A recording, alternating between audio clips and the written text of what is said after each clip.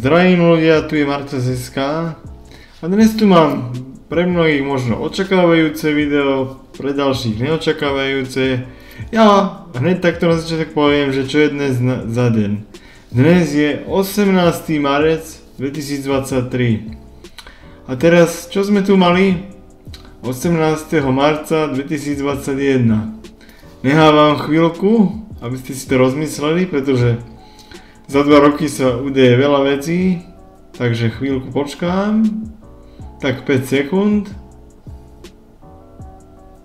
Verím, že niektorí ste už na to prišli. Áno, dnes oslavujeme druhé narodeniny, že sme sa dočkali Zack Snyder's Justice League. Bola to vec, ktorej mnohé neverili. Na internete niektorí sa vás za každú cenu snažili presvedčiť, že Snyder Cut vôbec neexistuje.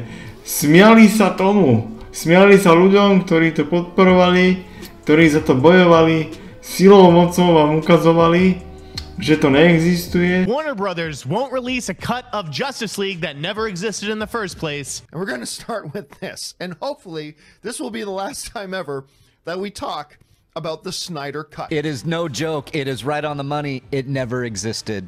I'm glad we're getting this news. This is quite the Pulitzer-winning scoop here. From the Wall Street Journal. No, it's exactly what I've been telling people too. Look, the people that think that a Snyder Cut exists are just woefully ignorant to how movie productions work. The hundreds of thousands of people who are demanding the Snyder Cut, it doesn't exist. It doesn't exist. I know enough of what's going on behind the scenes to know that, guys, there's no Snyder Cut. It's impossible to put together. There you go. It just doesn't exist. But why does anyone care about the Snyder Cut still? It's like, who cares? It's over. Everyone cares. No, I'm like, wake the fuck up. It's like No such thing exists. And nor will they. And nor will they. You're talking about the release the Snyder Cut type weirdos? Yes. They're weirdos? The Snyder Cut, that like imaginary unicorn that you guys think is out there, yeah, that doesn't exist. Just look to the future. Don't stop looking at the past. You know, it doesn't matter. There isn't a secret Zack version hidden somewhere. It doesn't exist. There is no cut. We're never gonna see this.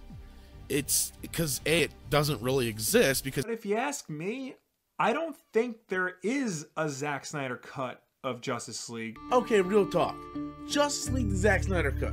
Does this thing actually exist? No, there is no Zack Snyder cut. I would love to hear your thoughts as an editor about, because I think maybe there's a little misunderstanding about what that cut actually might be. I understand the desire for the fan base to see whatever Zack Snyder would have done, but it's an impossibility, and I really don't think we're ever going to get the Snyder cut. That a completed, finished Zack Snyder cut of Justice League exists. It does not. I'm going to tell you right now, it does not. Do you know anything about the Snyder Cut? Well, I know what a whole bunch of people on Twitter keep crying out for, but it doesn't exist. It's just not happening. It doesn't exist. I mean, I'm still waiting for the Snyder Cut to be released. Yeah? No, I'm kidding. It doesn't exist. Ale mali niektorí gule na to, že dokázali uznať, že sa zmýlili, že si nasypali popol na hlavu a podobne. Niektorí samozrejme ešte zrejme doteraz plačú do vankúša, že bohužiaľ pre nich sme sa nakoniec dočkali Snyder Cutu. Some fans are obsessed with the so-called Snyder Cut of Justice League, an alternate cut. Yeah. Are you, I mean... I'm obsessed with it too. Are you? Yeah. What's your take on that? Like, do you want to see a different version eventually at some point, or is there a different version? I mean, this one thing that sucks with our business where you just can't speak your mind, but yeah. Okay. Fuck yeah. I Okay. Fair enough. We'll keep it at that. We're just sitting around doing nothing. Fucking release the Snyder Cut, am I right? Exactly. Release the Snyder Cut. Release the fucking Snyder Cut. Thank you. You know what I mean? Like, what are we waiting for? There's some goodies in there. I'm just gonna go ahead and put it out there, so hopefully, you know, generally the shit I put out there comes true. Let's hope it does. Release the fucking Snyder Cut, baby! A človek by si povedal, na čo robím toto video zase po 2 rokoch, ale nerobím ho len tak, pretože chcem s tým spojiť jednu takú nečakanú novinku, ale kým začneme, nezabudnite navštíviť môj popisok videa, Mám tam aj svoj Twitter, svoju Facebookovú stránku a samozrejme aj Discord Epicverse. Všetko si to dobre pozrite a my môžeme ísť na to. Pretože Zack Snyder na svoj Twitter pridal také záhadné video, ktoré niečo tísuje a prehovorí tam k nám sám Lord Darkseid. Tak si poďme to video pustiť.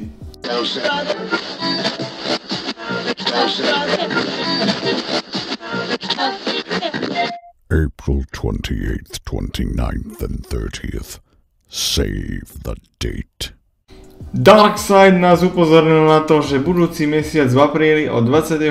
do 30. apríla sa niečo udeje, že si máme zapamätať tento dátum. No a už je vonku veľa teórií, že Snyderverse žije, že to všetko ožije a dočkáme sa Justice League 2 a 3. Ja musím takto povedať, že treba krotiť svoje očakávania, pretože tam môže byť hocičo a hlavne, najviac ja si myslím, že v ten deň sa bude konať SnyderCon. To nie je žiadna novinka a pravdepodobne tam Zack Snyder bude premietať svoje filmy, ako napríklad Man of Steel, Batman vs Superman Ultimate Edition a Zack Snyder's Justice League a bude hovoriť o tých svojich filmoch, na čo prišiel, čo tam ako chcel pridať a napríklad čo sa do ktorého filmu nakoniec nedostalo, pretože Warner Bros. Mu to zakázalo, alebo musel urobiť nejaký kompromis, pretože už neboli na to financie. Možno tam bude aj niečo ohľadom Zack Snyder's Justice League, že by sa premietal v kinách, že by z tej svojej 4-hodinovej verzie urobil 3-hodinovú verziu a tak by veľa ľudí vlastne ešte mohlo podporiť tento film a ukázať, že to bola tá správna cesta a nie tá cesta, ktorú zvolil Warner Bros. V roku 2017 tým, že dosadil Josha Whedona a urobili z toho 2-hodinový prd v galotách. A možno by mohol ukázať tú záverečnú scénu, že za Bruceom nemal prísť v skutočnosti Manhunter, ale mal za ním prísť Green Lantern, čo nám oficiálne potvrdil Zack Snyder už aj pred rokom.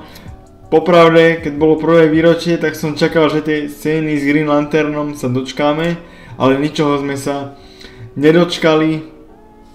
Teraz veľa ľudí sklamaných, že tu nehovorím o nejakom obnovení Snyderversu. Ja som už hovoril, že ohľadom tohto som sa posunul ďalej, ale ani SnyderCon nie je žiadna zlá vec. Môže to byť úplne hocičo, možno aj ten Snyderverse, možno niečo ohľadom Rebel Moon. Trebárs na predchádzajúcich SnyderConoch Zack Snyder prezradil, aké mal vtedy plány pre Justice League 2 a 3, veď pozrite sa na to sami, aké šialenstvo v divákoch to vyvolalo a spomínali tam aj samotný Snyder Cut, ešte sme nevedeli, že sa toho dočkáme. If Lois died, Superman would succumb to the anti-life, of course, right? And if Superman knew that somehow it was Bruce's responsibility to protect Lois, he would have been mad at him in this movie, right? Like, so that's why he says, she was my world and you took her from me. So that's that was sort of and then of course he has to jump back. And the other thing that we were working on was this idea that Cyborg said to Bruce in the distant future, like, there's two windows. We had come up with this time traveling concept where basically the way the time traveling window worked is that it's not awesome physics and doesn't make any sense, but that you had to do a time jump when the Earth was in relatively the same spot, right? Because if you did a time jump and the Earth wasn't like in the same position in space, you would jump into space and just be like dead. And so, okay, so there's always like, so they had two windows, right, to do the jump. And Cyborg says, like, which of these two windows do you think we should use? And Bruce was like, well, what window would you have put me through if you didn't ask? And he's like, this one. And then he's like, use the other one. Because that one you already did, and it was the wrong one. Barry Allen was in my freaking Batcave yelling at me about, like, nonsense. So you need to put him through that other one, because that's the one that will, because he had to jump right before Darkseid boom tubes into the Batcave to murder Lois, so you have to like. Anyway, so that was the window that he had to hit. Anyway.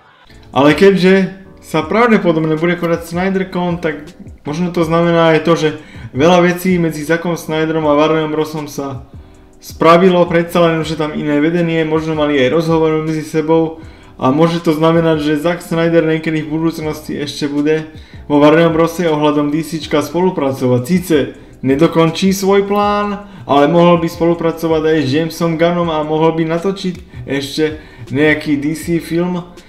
To vôbec podľa mňa nie je vylúčené, pretože Zack Snyder má veľmi rád tento svet a kým by som to uzavrel, ja musím aj povedať, že myslím si, že veľa ľudí si prestalo vlastne vážiť, čoho sme sa dočkali, pretože každý chce teraz len Justice League 2 a 3, ale treba si vážiť, že my sme sa vlastne dočkali Zack Snyder's Justice League.